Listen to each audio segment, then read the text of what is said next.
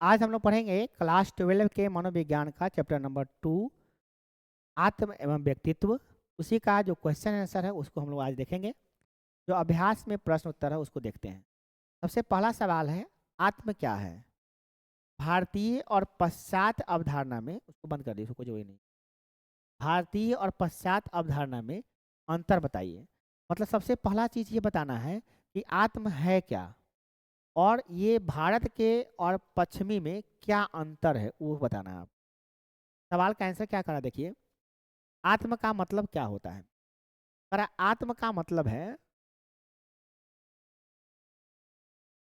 आत्म का मतलब व्यक्ति के सचेतन अनुभव, विचार और भावनाओं और चिंतन का समग्र रूप है। मतलब आत्म क्या है? किसी आदमी का जो अनुभव होता है, अनुभव अनुभव विचार और भावनाएं और उसके साथ चिंतन, जो चिंता करता है उसी का मिला जुला रूप होता है क्या? उसका आत्मा। मतलब आप है क्या? तो जो आप विचार रखते हैं, जैसा भावना रखते हैं, जैसा अनुभव करते हैं, वही आपका क्या है? आपका। भारतीय अवधारणा क्या है? भारत की अवधारणा है कि आत्म और अन्य के बीच सीमा परिवर्तनीय है। मतलब क्या है कि हम लोग सभी से जुड़े हुए व्यक्ति हैं, सामाजिक व्यक्ति हैं। आत्म एक सामूहिकता और समाज से जुड़ा हुआ होता है। मतलब हम सभी आपस में जुड़े हुए लोग हैं। मतलब आत्मा, आत्म जो है, मेरा आत्म जो है, हम समाज में रहते हैं तो समाज के आत्म से जुड़ा हुआ है, अलग नहीं है हम लोग। जबकि पश्चिमी सभ्यता जो है, पश्चिमी अवधारणा, जो पश्चिमी जो अवधारणा वो क्या कहता है? आत्म और अन्य के बीच स्पष्ट स्थिर सीमा है। मतलब हम अलग है और समाज अलग है। ये अब समाज को अलग मानता है। व्यक्ति समूह से अलग और व्यक्तिवादी होता है। मतलब कि आपको समाज से कोई मतलब नहीं है। वो सोचता है कि हम अलग हैं और समाज से हमको कोई लेना देना नहीं है। जबकि भारत में ऐसा मानता है लोग कि हम समाज से जुड़े हुए हैं और समाज से हमको प्रभावित होते हैं। तो ऐसा समाज में हम रहते हैं, वैसे ही बनते हैं, वैसे ही समझ में आते हैं, वैसे ही बन जाते हैं, वैसे समाज को बना रहे हैं। और जबकि पश्चिमी सभ्यता के लोग ये मानते हैं, पश्चात अवधारणा ये है कि समाज से हम अलग हैं। यही बात है, यही अंतर है इसमें। दूसरा नंबर क्वेश्चन क्या है? परितोषण के विलंबन का तात्पर्य और महत्व बताइए। परितोषण क्या होता है? कोई चीज करने का मन कर रहा है और उसको हम होल्ड कर लेते हैं, उस चीज को हम सोचते हैं कि अभी ये नहीं अच्छा है, बाद में करेंगे वो काम, क्योंकि अभी इस समय वो काम करना अच्छा नहीं है। उसे कहते हैं परितोषण में विलंबन। मतलब हम अपने इच्छा को दबा लिए। जैसे आपको इच्छा कर रहा है कि हम एक बाइक पर घूमें और मेरे पास एक आईफोन का मोबाइल हो, एप्पल का मोबाइल हो, और आप ये सोचते हैं कि मेरे घर का स्थिति अभी ठीक नहीं है, जब हम पैसा अपना खुद कमाएंगे तो हम अपना आईफोन खरीदेंगे और एक बढ़िया सा बाइक खरीदेंगे। तो ये आपने आपकी इच्छा को दबा के रख लिए, और अपने जब कमाइएगा तब खरीदिएगा, तो इच्छा को बाद में पूरा कीजिएगा। इसे कहते हैं क्या? परितोषण में विलंबन। क्योंकि हर समय जिस समय आप चाहते हो उस समय वो आपको नहीं मिलेगा, है ना? आपको मन कर रहा है कि अच्छा होटल में जाके हम खाना खाएं, जाके ऐश मौज करें, घूमें, और आपको उसके लिए पैसा चाहिए, तो पैसा आपको नहीं है, तो आप सोचते हैं कि जब मैं पैसा कमाऊंगा तो अपने पैसे से ऐश मौज करूँ, अपने पैसे से होटल में जाऊंगा खाना खा, और मम्मी पापा को भी खिलाऊंगा। तो ये आपका आत्म परितोषण है। ये आत्म मतलब अपनी इच्छा पे कंट्रोल करना हो गया ना। ये ऐसा ऐसा करना बहुत जरूरी होता है, सब ऐसा नहीं कर पाते हैं। परितोषण का विलंबन का मतलब होता है अपनी आवश्यकताओं की तत्कालिक संतुष्टि को रोकना। जो हमारी आवश्यकता है उसको हम रोक लेते हैं कि हम अपना बाद में उस काम को कर लेंगे। इसे सीखना क्या होता है? इसे सीखना आत्मनियमन और आत्मनियंत्रण कहलाता है। जैसे क्या कहते हैं, हम लोग कहते हैं आत्मनियमन करना, तो आत्मा पे, अपने आप पे नियंत्रित करना, कंट्रोल कर लेना। और आत्मनियंत्रण मतलब हम अपने सेल्फ, मतलब अपने आप को हम लोग क्या कर लेते हैं, नियंत्रित कर लेते हैं। ये आत्मनियंत्रण कहलाता है। महत्व क्या है? महत्व इसका ये है कि जब आप लंबे समय के लिए कोई एम बना कर रखते हैं, जैसे कि आपने ये सोचा कि मैं भी 50 लाख के कार में घूमूंगा या 1 करोड़ का कार खरीदूंगा, मगर अपने पापा के पैसा से नहीं, अपने पैसा से। तो आप महत्व, जब आप जब जब सफल होइएगा, अपने कार में घूमिएगा, तो उसके लिए काम कीजिएगा आप, जो काम करना होगा। तो आपकी इच्छा दबा के रखे, तो बाद में काम करके पैसा जमा किए, 1 करोड़ जमा किए, फिर कार खरीदे, फिर कार में अपना शौक मच, है ना करें? ये हुआ आपका। अब क्या तकनीक क्या है इसका, कैसे आप कीजिएगा? आप परितोषण में विलंबन कैसे कीजिएगा? तो आत्म प्रबलन से, आपको खुद अपने आप से दृढ़ संकल्पित करना होगा। आत्म प्रबलन मतलब होता है कि अपने आप से ध्यान लगा के करना, एकदम दृढ़ संकल्पित कर लेना कि हमको जो काम करना है वो हम करिए के रहेंगे, उससे पहले हम कुछ नहीं दम लेने वाले हैं। तो कहते हैं आत्म प्रबलन। क्या कहते हैं? आत्म प्रबलन। अपने ताकत बना के रखना, इच्छा बना के रखना। तीसरा क्वेश्चन है कि व्यक्तित्व क्या होता है, इसके प्रमुख उदाहरण दीजिए। व्यक्तित्व होता क्या है? व्यक्तित्व का मतलब क्या होता है? हेलो जी बोलिए।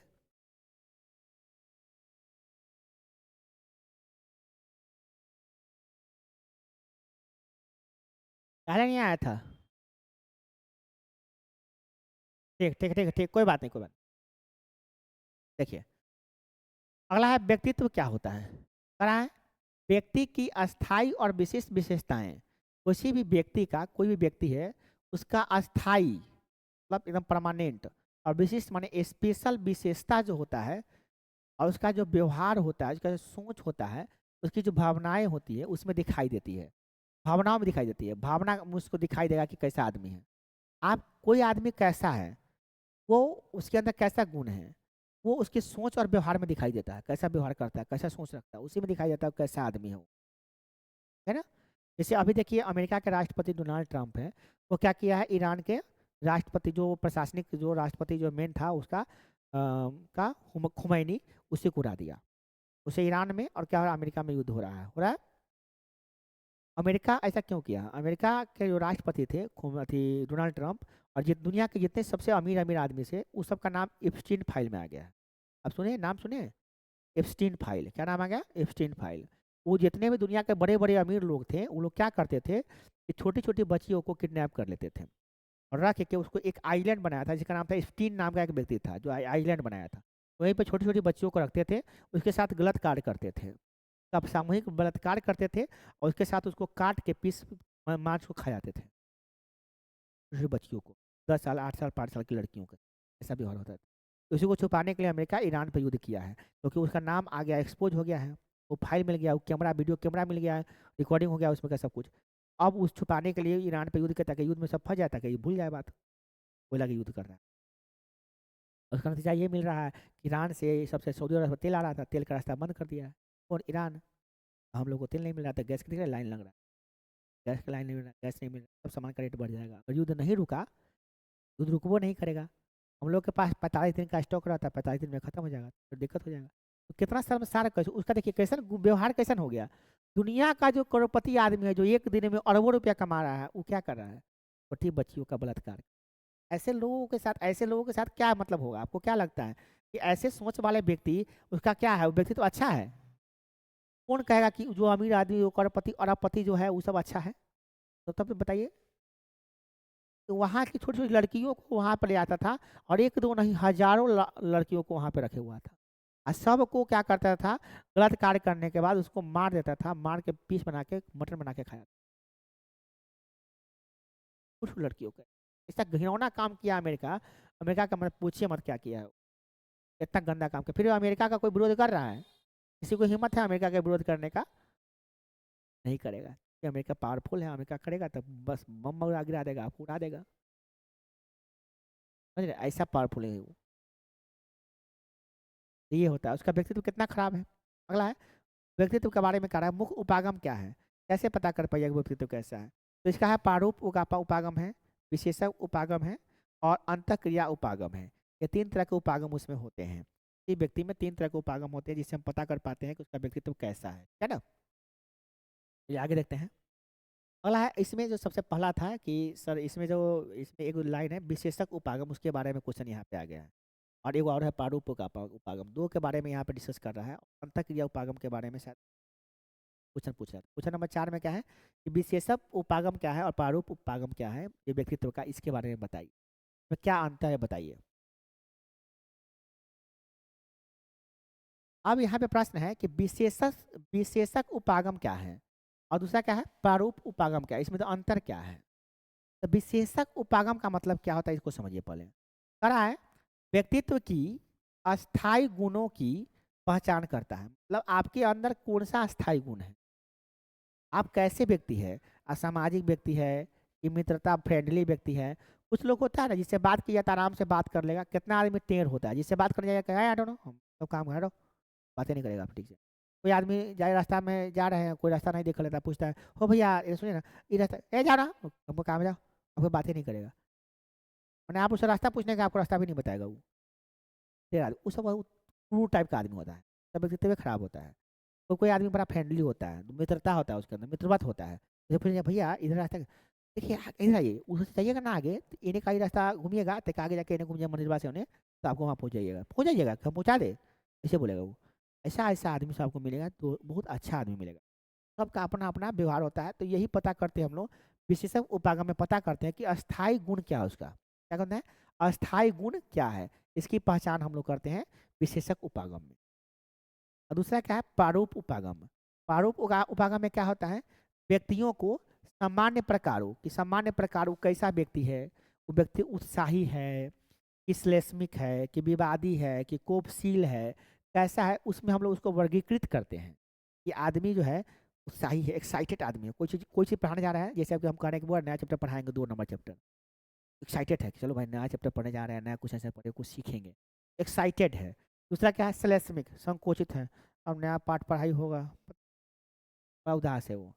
एक होता है विवादी, वो आएगा विवाद करने के लिए, सर दूसरा पाठ पढ़ा रहे हैं, मेरा पाठ 2 को छूट गया है, तुम्हारा छूट गया तो हम क्या करें, तुमने घर छूट रहा था, सर जी हम कैसे पढ़ेंगे, तो क्या प्रॉब्लम है वो, तो विवादे करने आएगा वो, विवादी होता है वो।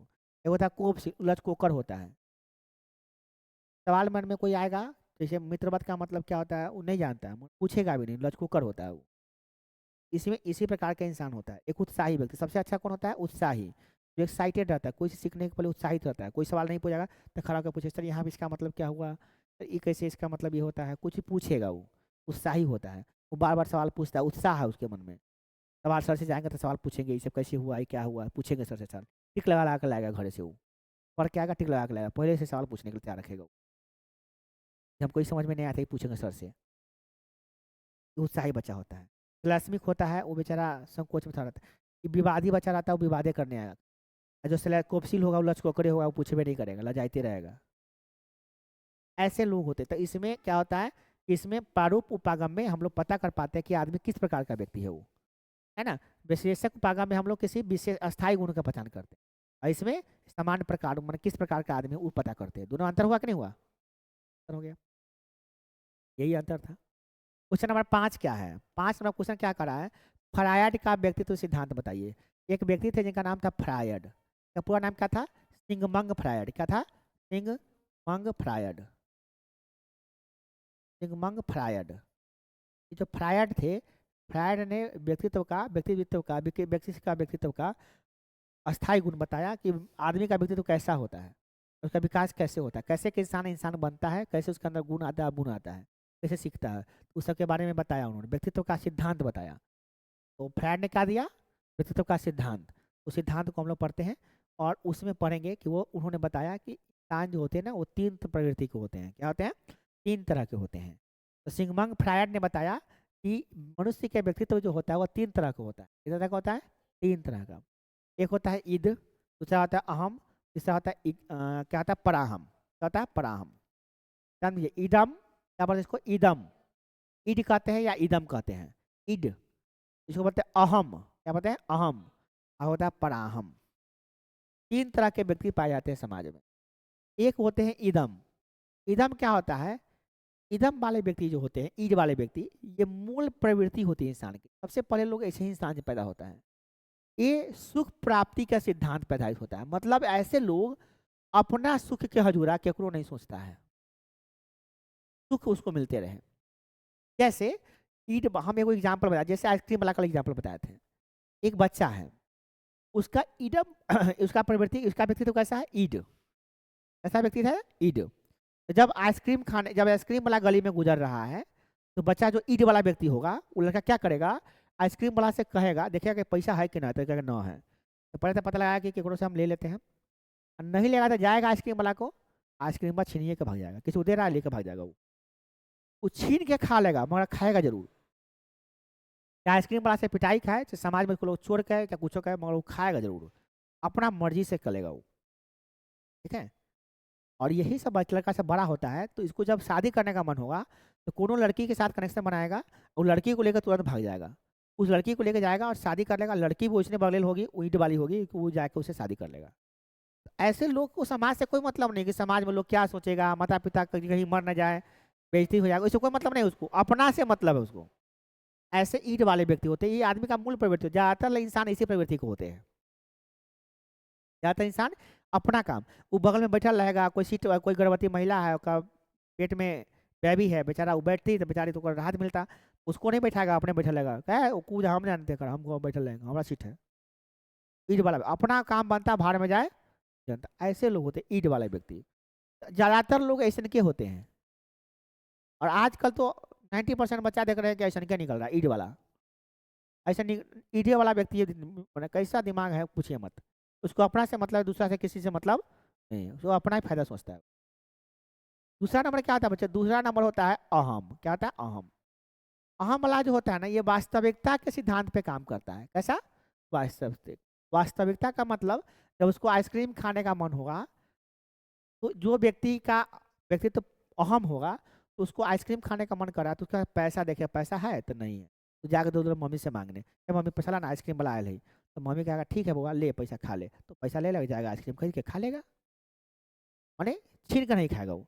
अगर मम्मी बोलेगी बुआ पैसा ना हो, पापा आते तो मंगा दो, तो नया आइसक्रीम खरीदवा दो दूसरा दिन, तो ठीक है, तो देखे ना पैसा हो तो देना दे पापा के जेबी में कहीं पर, तो खोजवाएगा, थोड़ा सा सर्च करेगा, देखेगा, तो उधार दिवा दे, उधार दिवा दे, तो जाएगा हो आइसक्रीम वाला उधार दे दो, तो उधार लेके खा ले, और नियम से करेगा। और ये धुलबुला के छीन छान नहीं करेगा वो, चोरी चपाटी नहीं करेगा वो, ईमानदारी से करेगा। तो ये होता है क्या, वास्तविकता के सिद्धांत पर आधारित है, वास्तविकता को देखता है कि हमारे पास प्रॉब्लम है, तो समझ के उसके काम कर। और इसको किसी लड़की से शादी करना होगा, कोई लड़की पसंद आ गया, तो मम्मी पापा को बोलेगा वो लड़की से हमको पसंद है, उस लड़की से शादी करा दीजिए मैं। तो गार्जियन तो कहता है नहीं वो अपन जात ना है, वो दूसरा जात है, छोड़ दो इसको। तो गार्जियन को समझता, यदि कोशिश करेगा नहीं होगा तो ज़्यादा परेशान हो नहीं। ऐसे कहते हैं अहम वाले व्यक्ति, मतलब थोड़ा सा दिमाग इसके अंदर है, समझदारी इसके अंदर है, और ये वास्तविकता के आधार पर चलता है, इस सुख के आधार पर नहीं चलता है। यहाँ भी तो सुख प्राप्ति के लिए चलता है, उसको जो मन में मजा आएगा वही काम करेगा वो, उससे दूसरे से कोई मतलब। और ये थोड़ा समझदारी से काम करता है ना, अपनी इच्छाओं को नियंत्रित करके रखता है ये। ईट वाला व्यक्ति जो होता है अपनी इच्छा को नियंत्रित करता है, कंट्रोल करता है कि चलो आइसक्रीम आज न है, पैसा बिहार खा लेंगे, उसका कंट्रोल भी कर लेगा ये चोट्टा कंट्रोल नहीं कर पाएगा। ऐसा जो ईट वाला व्यक्ति होगा एकदम बेहुदा टाइप का इंसान होता है, उसको सिर्फ अपना से मतलब होता है ना। और पराहम वाला जो व्यक्तित्व वाला व्यक्ति होता है, वो सबसे ज्यादा सुपर, बहुत मस्त आदमी होता है, ये नैतिकता का प्रतिनिधित्व करता है। ऐसा व्यक्ति होता है कि वो बिना, जो भी काम करेगा वो नियम पूर्वक करेगा, कोई भी उल्टा पुल्टा काम वो नहीं करेगा, नियम से चलेगा वो। तो अगर उसको आइसक्रीम खाने का मन करेगा, तो आइसक्रीम खाने का मन करेगा, तो आइसक्रीम देखेगा, अगर पैसा है तो खाएगा, नहीं तो कहेगा कोई बात नहीं है, हमारे पैसा नहीं है, कल खरीद के खाएंगे, कोई दिक्कत नहीं, कोई दूसरे दिन खा लेंगे, क्या बात है। पूजा जी तो नहीं करेगा मम्मी पापा को कि तो आइसक्रीम खरीदिए दे। और ये कभी भी लड़की के, ये नहीं है कि लड़की पसंद नहीं करता शादी के लिए, ये लड़की जैसा का जो लड़का कोई होगा या जैसे का कोई लड़की होगी, तो पसंद करता है कि हमको फलाना लड़का से शादी करने का मन कर रहा है, या वो लड़की को पसंद लड़की से शादी करने का मन कर रहा है, मगर करेगा नहीं। कहेगा ये उसका से मन तो है करने का शादी, मगर उस बहुत अच्छी लड़की है, मगर उससे वो लड़की हमारी जात में नहीं है और हमारे गार्जियन मानेंगे नहीं, अगर हम उसको करने ये सब भगा के शादी करते हैं तो हमारे समाज का बदनामी होगा, हमारे देश का बदनामी, तो ऐसा काम हम नहीं कर सकते। इच्छा तो आएगा मन में, मगर वो करेगा नहीं शादी, और कभी कहेगा भी नहीं, लड़की को भी नहीं कहेगा, अपने घर में भी नहीं कहेगा, वो छोड़ देगा। ऐसे लड़के होते हैं आदर्शवादी लोग। इसका मिसाल देते हैं समाज में, फलानवा का बेटा बेटी देखिए कितना अच्छा है, तो फलानवा का बेटा देखिए कितना अच्छा है, कहता है फलानवा की बेटी देखिए कितना अच्छा है, तो लोग उसका मिसाल देते हैं। वो क्या करते हैं, प्रतिनिधित्व करते हैं, लोग उसको मिसाल देते हैं कि फलानवा का बेटा बेटी कितना अच्छा है। ऐसे लोग बहुत कम होते हैं, ऐसे बच्चे बहुत कम हो रहे हैं, जो जिसका अहम हो, पराहम हो, सॉरी पहाम। तो आपको बनना है तो कोशिश कीजिए भगवान से मनाइए कि हम पराहम बने। क्या बने, पराहम बने।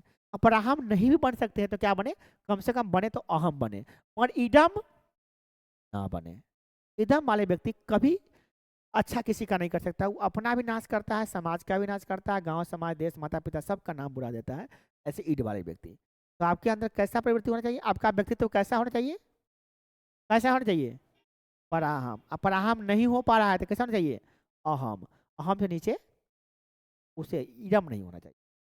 क्या नहीं होना चाहिए, तो ईडम नहीं होना चाहिए, मूल प्रवृत्ति होता है सुख की प्राप्ति की तरफ मत भागिए। आप अपना फायदा के लिए इतना जोर से डीजे बजाइए कि पड़ोसी में आदमी मर जाए। कोई आदमी पड़ोसी में बीमार है, आप डीजे इतना जोर से बजा रहे हैं उसको उसकी जगह मर जाएगा, तो क्या वो सही बात है? वो आपको आके कह रहा है कि थोड़ा आवाज़ कम कर दीजिए ना, आप नहीं कम कर रहे। नहीं, मेरे घर में शादी है, हम बजाइए करेंगे, मेरे घर में पूजा है, हम बजाइए करेंगे, वो तो आपका मर रहा है तो हम कथी करें? ये होता है ईटम वाला व्यक्ति। अगर आप अहम वाला होते ना तो क्या करते? तो क्या कम कर देते? आप परहम वाला होते ना, तो आप कमे कर देते, कहते नहीं ओकरा आवाज़ निकल जाएगा, हमरा आवाज़ हमरा जोड़ी है तो हमें इतने दूर में रहेगा। आप कैसे व्यक्ति हैं आप सोचिए और देखिए समाज में लोग कैसा व्यक्ति है। ज़्यादातर व्यक्ति कैसा मिल रहा है?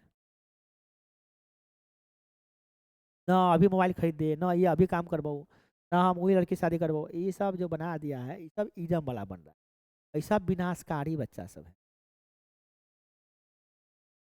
और ऐसे अहम वाला या परम वाला व्यक्तित्व। मूल प्रवृत्ति देखिए, इंसान का मूल प्रवृत्ति क्या होता है? लिबिडो। मूल जीवन की मूल प्रवृत्ति होता है लिबिडो और मृत्यु प्रवृत्ति। देखिए एक चीज़ जान लीजिए, जीवन में कुछ चीज़ हैं जो फिक्स है, वो एक तो आप जन्म लिए हैं और दूसरा क्या है? मृत्यु। ये फिक्स है, आपका मरना तो प्रवृत्ति है। आप जन्म लिए तो हर इंसान जन्म लिया वो मरेगा ही मरेगा, तो फिक्स है। ये बात की बात है, आगे देखते हैं। अब है कि हार्नी और एडलर के व्यक्तित्व का दृष्टिकोण बताएं। हार्नी साहब ने व्यक्तित्व के बारे में बताया और एडलर साहब ने व्यक्तित्व के बारे में बताया, उसका दोनों में क्या अंतर है उसके बारे में बताना है। देखिए दोनों के बारे में बता रहे हैं, ध्यान से समझिएगा। पहला कौन है? एडलर। दूसरा कौन है? हार्नी। एडलर साहब ने क्या कहा? एडलर साहब ने कहा, एडलर साहब एक व्यक्ति थे जिन्होंने क्या कहा कि व्यक्ति मनोविज्ञान सॉरी विष्टि मनोविज्ञान, लक्ष्य एवं उद्देश्यपूर्ण व्यवहार, हीनता मनोग्रंथि पर विजय आवश्यक है। आवश्यक मतलब क्या है कि आदमी का व्यक्तित्व तो तभी अच्छा होता है जब वो उद्देश्यपूर्ण व्यवहार हो। क्या हो? जब आपके जीवन का कोई लक्ष्य होना चाहिए। क्या होना चाहिए? लक्ष्य, कि हमको ये बनना है, ये करना है। आप पढ़ रहे हैं तो आपका उद्देश्य होना चाहिए कि हम कहाँ पढ़ रहे हैं, पढ़ने का उद्देश्य क्या है। आप कोई उद्देश्य नहीं, ऐसे ही पढ़ रहे हैं देखा देखी, तो आप कोई बेकार है, आपका व्यक्तित्व खराब हो जाएगा। तब आप जब मन होता है जब ट्यूशन आइएगा, जब मन होता नहीं आइएगा, क्योंकि आपको पता नहीं कि हम पढ़ क्या रहे हैं। जब आप उद्देश्य हो जाएगा कि हमको भैया हमको 480 नंबर लाना है इसलिए हम पढ़ रहे हैं, तब आप कहीं एब्सेंट नहीं कीजिए, तब हम लोग को डेली से डेली बनाइएगा, याद कीजिएगा, आपसे याद होने भी लगेगा। तो लक्ष्य होना चाहिए और हीनता नहीं होनी चाहिए। हीनता क्या होना चाहिए? हीन, अरे हम मैट्रिक में मेहनत किए थे तो हमसे नहीं हुआ था तो इंटर में थोड़ी ना हुआ, हीन भावना नहीं रखना चाहिए। तब जाके आप विजय आवश्यक मिलेगा, आपको विजय पर आवश्यकता ही मिलेगी, आपको विजय प्राप्त होगा। इसने कहा एडलर ने। हार्नी ने क्या कहा? हार्नी ने कहा कि बाल्यावस्था में विक्षुब्ध अंतर्वैयक्तिक संबंधों से अवसाद होता है। मतलब जो बाल्यावस्था बचपन में क्या होता है? विक्षुब्ध होता है, इंसान को विक्षुब्ध कर देता है। मतलब बड़ा भाई को कोई, माने 2-3 भाई बहन है तो बड़े भाई बहन को मिल रहा है, आपको नहीं मिल रहा है, तो विक्षुब्ध हो जाइएगा और संबंध में अवसाद हो जाएगा, आपको दुख का कारण बन जाएगा। आपको ना अपने पिता से, अपने माता से, अपने भाई बहन से नफरत होने लगे। ऐसा हो जाता है कब? जब भेदभाव होता है तब।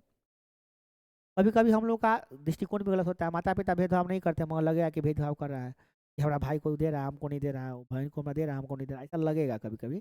पर ज़्यादातर घर में ऐसा नहीं होता है। मान लीजिए आपकी बहन बीए में पढ़ती है, पढ़ी लिखी है, समझदार है, तो उसको पापा जी मोबाइल खरीद कर दे दिए, तो क्या आप 9वीं में पढ़ते तो आपको भी मोबाइल खरीद कर दे देगा? बोलिए आप ही। नहीं ना देगा। वो बड़ी है, वो समझदार है, तो उसको मोबाइल चलाने के लिए दे दिया है, ये समझदार है। आप भी कहिए कि हम भी उस बराबरी में करेंगे तो कहाँ से मिलेगा? सब भाई बहन को बराबरी कैसे देखेगा वो? आपका उम्र बराबर नहीं है तो कैसे देगा? इस हिसाब से होता है। हाँ, आप भी बीए में जाइएगा, आपको भी ना मिल रहा है तब भेदभाव हुआ है, तब मानेगा कि भेदभाव हुआ है। ये सब बातों को समझना चाहिए। वो अगला है सामाजिक और सांस्कृतिक कारक महत्वपूर्ण होता है। देखिए समाज में आप रहते हैं तो सामाजिक कारण भी पड़ता है और सांस्कृतिक कारण भी आपका आप पे प्रभाव डालता है और उसी से आपका व्यक्तित्व बनता है। समाज में जैसे का समाज में रहिएगा उसका प्रभाव आप पे पड़ेगा। ये इसके ने कहा था, हार्नी ने। तो अपना अपना विचार था दोनों का विचार सही है, अपना अपना व्यक्तित्व था। बताने व्यक्तित्व के बारे में सब अपना अपना बताए। चलिए अब है अगला क्वेश्चन कि मानवतावादी उपागम और आत्मसिद्धि मतलब क्या है? दोनों के बारे में बताना है कुछ। क्या क्या बताना है? एक मानवतावादी उपागम और दूसरा क्या बताना है? आत्मसिद्धि। तो आत्मसिद्धि का सिद्धांत दिया था मैस्लो ने दिया था। किसने दिया था? मैस्लो ने। परीक्षा में पूछता है कि आत्मसिद्धि का सिद्धांत किसने दिया था? मैस्लो। मैस्लो नामक व्यक्ति ने दिया था। अब है जो मानवतावादी उपागम है उसको किसने दिया था? तो इसको दिया था रोजर्स। किसने दिया था? रोजर्स। याद कर लीजिएगा, ध्यान रखिएगा इस चीज़ों को। आपको एक बात को ध्यान रखना है कि रोजर्स ने क्या दिया? मानवता, मानवता, मानवतावादी उपागम किसने दिया था? रोजर्स ने दिया। किसने दिया? रोजर्स ने। ठीक है। और मैस्लो ने क्या दिया? बोलिए, मैस्लो ने क्या दिया? है मैस्लो ने क्या दिया? आत्मसिद्धि का सिद्धांत। क्या दिया? आत्म लिखा था आत्मसिद्धि। मास्लो ने क्या दिया? आत्मसिद्धि का सिद्धांत दिया। आपसे परीक्षा में पूछेगा मानवतावादी उपागम किसने दिया था? Rogers, Carl Rogers. याद कर लिया क्या? मानवतावादी उपागम, कार्ल रोजर्स ने दिया था। इसका नाम था कार्ल रोजर्स। एक है आत्मसिद्धि का सिद्धांत किसने दिया था? तो मैस्लो। किसने दिया था? मैस्लो। मैस्लो आदमी का नाम है, रोजर्स आदमी का नाम है। रोजर्स ने सिद्धांत दिया जिसका नाम था मानवतावादी उपागम। मैस्लो ने, मैस्ली आदमी तो वो भी सिद्धांत दिया, उसका नाम था आत्मसिद्धि। तो क्या दिए, तो आप इसको समझाते हैं क्या दिए। रोजर्स ने जो दिया वो क्या दिया, देखिए पहले उसको समझते हैं। रोजर्स ने दिया, क्या कहा कि व्यक्तित्व विकास के लिए संतुष्टि अभिप्रेरक शक्ति, माना व्यक्तित्व का विकास तब होता है जब संतुष्टि अभिप्रेरक शक्ति आपके अंतर्गत होता है। संतुष्टि अभिप्रेरक क्या होता है? संतुष्टि का मतलब क्या होता है? कोई चीज़ प्राप्त करने के बाद संतोषम होता है, संतोष होना।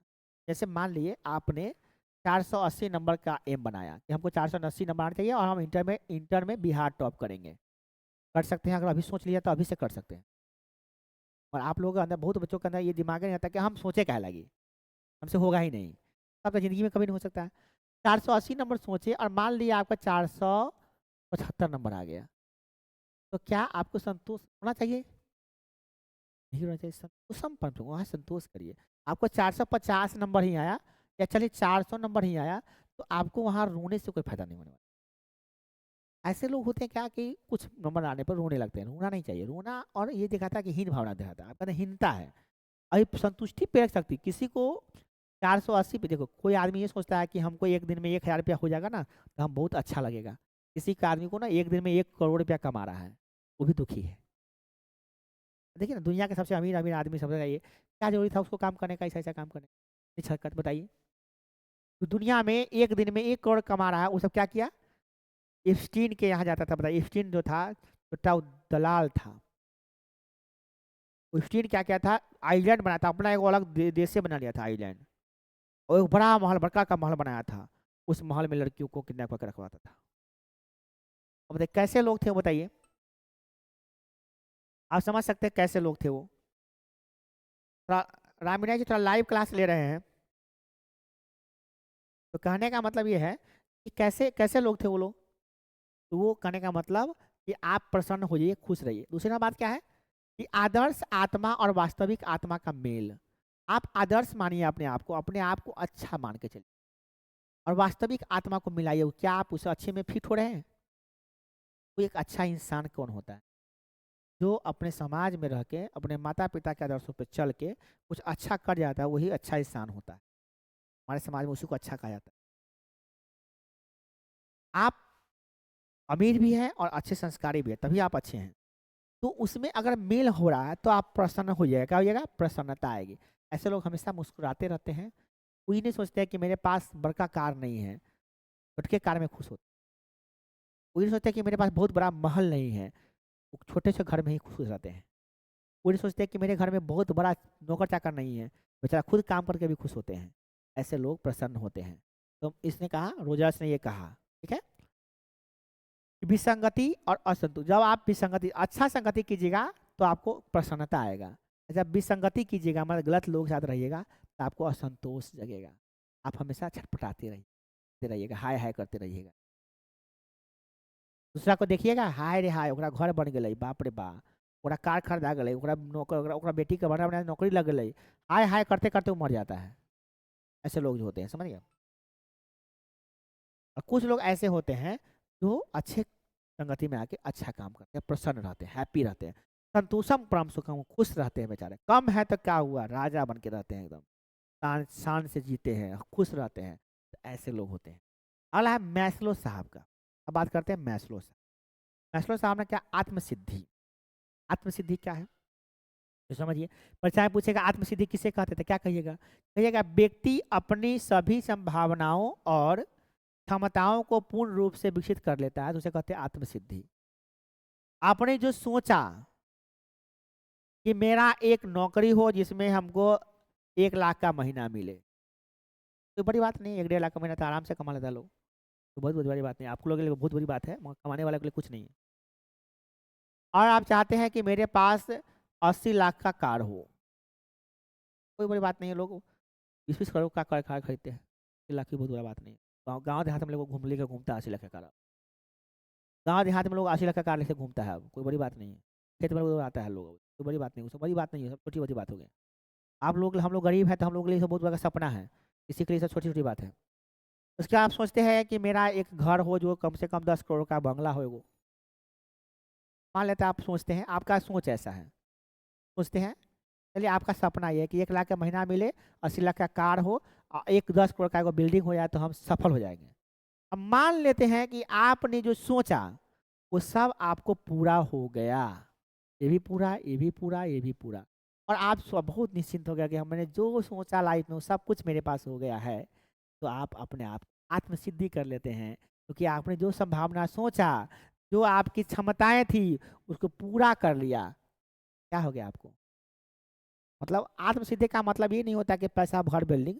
हम एक एग्जाम्पल बताएं, आत्मसिद्धि का मतलब होता है आपने जो सोचा कि मेरे अंदर जो चीज़ होनी चाहिए कि हम शांतिपूर्वक सुखीपूर्वक जीवन व्यतीत करेंगे, उसने आपने प्राप्त कर लिया और खुशीपूर्वक जीवन व्यतीत कर रहे हैं, तो यही आत्मसिद्धि है। मतलब अपने आप को जो सोचे वो हम कर लिए, अपने आप को बना दिए, वही आत्मसिद्धि है। वो सोचा कि हमको पुलिस, बिहार पुलिस बनना है, और बिहार पुलिस के लिए मेहनत किया, दौड़ा खूब, रनिंग वनिंग किया, और बिहार पुलिस के एग्जाम को निकाला और बिहार पुलिस बन गया, तो आत्मसिद्धि कर लिया वो। हम सोचे थे एक दिन कि हम कैमरा लगा के माइक बोर्ड पर पढ़ाएंगे, तो हमारी सोच था, तो हम इसको पूरा कर लिए, तो हमको आत्मसिद्धि हो गया। हम प्रसन्न हैं, हम खुश हैं अपने आप को मान के कि हम कैमरा के सामने पढ़ाते हैं, ठीक है, तो ये हमारी आत्मसिद्धि हो गई। अब ये नहीं होता है कि इससे हम इससे कितना कमाते हैं, इससे हमको मतलब नहीं है, हम अपना आत्मसिद्धि कर लिए, हमारा खुशी मिल गया, शौक पूरा करना, ये हो गया बुआ आपका आत्मसिद्धि। समझ में आ गया? अब है व्यक्तित्व के मूल्यांकन। देख रहे हैं, व्यक्तित्व मूल्यांकन की प्रमुख प्रक्षेपण विधि, ध्यान दीजिएगा। व्यक्तित्व का मूल्यांकन जो करते हैं कि कौन आदमी का व्यक्तित्व कैसा है, इसकी प्रमुख प्रक्षेपण विधियां और समस्याएं कौन कौन सी हैं? प्रमुख प्रक्षेपण विधियां कौन कौन है और समस्याएं कौन कौन है? तो होता क्या है, प्रक्षेपण क्या होता है? किसी व्यक्तित्व का मूल्यांकन करना है, मैंने कोई व्यक्ति है, उसका व्यक्तित्व कैसा है, पता कैसे कीजिएगा? तो मूल्यांकन करने के लिए व्यक्ति के व्यवहार का अध्ययन करना पड़ता है। क्या करना पड़ता है? कोई आदमी कैसा है, तो हुलिया पे मत जाइए, उसका क्या देखिए, व्यवहार से ही पता करेगा कि वो आदमी कैसा है, उसका व्यक्तित्व कैसा है। हुलिया तो किसी का भी अच्छा हो सकता है। हुलिया से बताइए, कौन जानता था डोनाल्ड ट्रम्प, दुनिया दुनिया आदमी, हैंडसम हैंडसम आदमी सब नाम आया है एप्सिन फाइल में। दुनिया करोड़पति आदमी सब हैंडसम हैंडसम सब एकदम करोड़पति अरबपति सब, देश का शक्तिशाली देश है, उस सब का नाम एप्सिन फाइल में आया है। तो उससे तो अच्छा है, उठले चलाने में मजदूर है बेचारा, किसी भाई बहन को कभी गलत नजर से नहीं देख रहा, वो तो लोग अच्छा है उससे। वो करोड़पति लोग क्या है, चंडाल है वो सब, कहने का मतलब ये है। अगला हुआ साक्षात्कार कर लिए, उसका इंटरव्यू करा सकते हैं। इंटरव्यू में क्या जानकारी इकट्ठा कर लेना हम लोग, अगर उसका व्यवहार का पता लगा लेते हैं और उसके संबंधित जानकारी इकट्ठा कर लेते हैं, तो हम उसके बारे में पता लगा लेते हैं कोई आदमी कैसा है। क्लियर? और इसमें समस्या क्या है? अब समस्या ये है कि प्रशिक्षण आवश्यक है। आप किसी के बारे में पता करिए कि सही है कि गलत है, इसलिए आपको भी सही होना पड़ेगा। आप खुद बुरे हैं, अब जांचने जा रहे दूसरों को बुरे हैं कि अच्छे हैं। हम लोग क्या करते हैं, कोई एगो अनपढ़ गवार आदमी से पूछने आते हैं, हो भैया कौन विषय अच्छा रहा है, आर्ट्स की, साइंस की, कॉमर्स? और भैया बता, ए साइंस नहीं कर पढ़ना, वो खुद जो साइंस नहीं पढ़ा, खुद इंजीनियर डॉक्टर नहीं है, वो बता रहा है, उससे आप पूछ के जा रहे हैं। आप पूछ किससे रहे हैं? कोई सफल आदमी से नहीं पूछिएगा, जो सफल है, वो खुद सिगरेट पीता है और उसे पूछा सिगरेट पीना अच्छा है कि बुरा है, तो कहेगा अच्छा है। कोई दारू पीने वाला आदमी से आप पूछिएगा दारू पीना अच्छा होता है कि बुरा होता है, सबसे अच्छा काम तो दारू पीना होता है कि नहीं है? बोलिए आप ही, चोर से पूछिएगा चोरी अच्छा है कि बुरा है, तो चोरी करना ही अच्छा कहता है, कहेगा वो, है कि नहीं है? तो पहले आपको आवश्यक है कि प्रशिक्षण हो, आप ट्रेंड होना चाहिए आपका, तब ना बता पाइएगा। दूसरा क्या है, समय साध्य, समय भी देना पड़ेगा उसमें आपको। और तीसरा है प्रेक्षक के उपस्थिति से परिणाम प्रभावित होता है। इसका पता करने गए हैं कि आप सही है, आप हमारे सामने आए हैं, हमको पता करना है कि तीनों लड़की में कौन सबसे अच्छी लड़की है जो घर पे खूब पढ़ती है। तो क्या अब हम इसके सामने आके इससे पूछेंगे तो हमको सही जवाब देगी? कुछ ना कुछ मिला के कहेगी। वो बात कर रहे हैं। इसका पता हमको लगाने के लिए खुफिया कैमरा का रूम में लगाना पड़ेगा घर में, और तब पता करेंगे कि घर में कितना देर पढ़ती है वो। आपको पता नहीं है कि हम पता कर रहे हैं तब तो पता चल गया कि कैमरा लगा दिया तो ये बदल देगा, तब बैठ के पढ़ते रहेगा जिटोगे। समझ रहे हैं? आजकल अगुआ आता है और लड़की से पूछता है, बुआ लड़का से पूछता है, बुआ तू नशा नहीं करे छा? हाँ? अब वो ओकरे सामने कहा कि हम नशा करते हैं। बोलिए आप ही, कोई लड़का सिगरेट पीता होगा तो अगुआ के सामने कहा कि हाँ हम सिगरेट पीते हैं, बोलेगा वो? अब बोलने के बाद वो सिलेक्ट करेगा? बोलिए आप ही, वो कहेगा ना ना हम तो सिगरेट जानबो नहीं करते कैसा होता है, और रोज पीता है फिर भी कहेगा क्या हम जानबो नहीं करते सिगरेट कैसा होता है। कहने का मतलब क्या कि किसी को उपस्थित हो जाने से हम तो सही दिखाई भी करेंगे, है ना? बात समझ में आ रहा है? अब ये क्लासवा में हम हैं तो आप तो सही से बैठे हुए हैं, हम नहीं रहेंगे तब ना ठीक से बैठ के पढ़िए, तब ना जानेंगे, तब माना जाता है सही है। ये सब होता है क्या, किसी को उपस्थिति से क्या जाता है, परिणाम बदल जाता है, आप वैसे करने लगते हैं, अच्छा से करने लगते हैं। चलिए, इसलिए ये सब कठिनाइयाँ हैं, किसी का व्यक्तित्व का पता लगाइएगा तो ये सब परेशानियाँ आएगी आपको। समझ में आ रहा है सब कुछ? अगला है व्यवहार परक परीक्षण क्या है? व्यवहार परक परीक्षण क्या है? जी आ रहे हैं, आ गए 2 मिनट रुके सर, ट्रेन ऑफिस में आ रहे हैं 2 मिनट में। व्यवहार परक परीक्षण क्या है बुआ? देखिए, कड़ा व्यक्तित्व का मूल्यांकन व्यक्ति के वास्तविक व्यवहार एवं अंतः क्रियाओं का अध्ययन करके किया जाता है। कोई भी आदमी जो होता है ना, उसका मूल्यांकन करना है कि सही गलत है, तो आप पता कीजिए उसका व्यवहार कैसा है, और अध्ययन करके पता कर सकते हो कोई अंतः क्रिया कैसा कर रहा है, उससे पता चलेगा कि कैसा व्यवहार है उसका। दूसरा है क्या, प्रक्षेपी तकनीक क्या है, इसका प्रयोग कैसे करते हैं? देखिए, प्रक्षेपी तकनीक में क्या होता है कि प्रक्षेपी तकनीक से पता चलता है कि अचेतन विचार और भावनाओं का मूल्यांकन करते हैं कि आप जब जगे हुए हैं तो चेतना में हैं, जब सोए हुए हैं तब क्या सोचते हैं, उसके बारे में पता लगाते हैं, उसको कहते हैं प्रक्षेपी तकनीक। हर इंसान 2 जिंदगी जीता है, एगो जो जग के जीता है, एगो सो के जीता है। तो जब सोए रहे थे तो आप क्या दूसरे दुनिया में थे कि नहीं थे? आपका दुनिया अलग था, जगे तो दूसरे दुनिया में आ गए। तो उस समय आप क्या सोच रहे थे, आपकी भावना कैसी है, वो भावनाओं को समझना, मूल्यांकन करना प्रक्षेपी तकनीक कहलाता है ना? ऐसा प्रक्षेपी तकनीक है, जैसे जैसे शाही धब्बा परीक्षण हो गया, कहानियां बनाना हो गया, ये सब प्रशिक्षण है। अब अगला है वो क्वेश्चन, अरिहंत का एक उदाहरण है। अरिहंत गायक बनना चाहता है, हमारे परिवार वाले डॉक्टर बनाना चाहते हैं, क्या सही है? इसकी विवेचना की तो गलत बात है। लेकिन परिवार की अभिव्यक्ति क्या है कि पढ़ लिख के डॉक्टर बने। अरिहंत नाम का लड़का उसको सोचा करा कि गायक बने, तो आदर्श और वास्तविक आत्म विसंगति असंतोष हो जाएगा। अरिहंत को आप बनना है गायक, गार्जियन क्या करें कि तुम डॉक्टर बनो, तो क्या अच्छा डॉक्टर बन पाएगा? वो नहीं बन पाएगा, तो बेचारे के अंदर असंतोष हो जाएगा, वो हमेशा दुखी रहेगा। वो अगर वो डॉक्टर बन भी जाएगा तो हमेशा दुखी रहेगा कि हम गायक नहीं बन पाए। इसीलिए कभी कभी ऐसा नहीं करना चाहिए, आदमी को उसको देखना चाहिए कि उसके अंदर क्या भावना है, इसी ऊपर डिपेंड करता है। अरिहंत को गायक बनने का छूट देना चाहिए। ये सब सवाल था, पूरा सवाल बता दिए। अब अगला सवाल पढ़ेगा, जब भी पाठ पढ़ाएंगे तो जीवन की चुनौतियों का सामना पढ़ाएंगे, जब चैप्टर स्टार्ट होगा तो, ठीक है ना, जो अगले महीने में स्टार्ट होगा, ठीक है।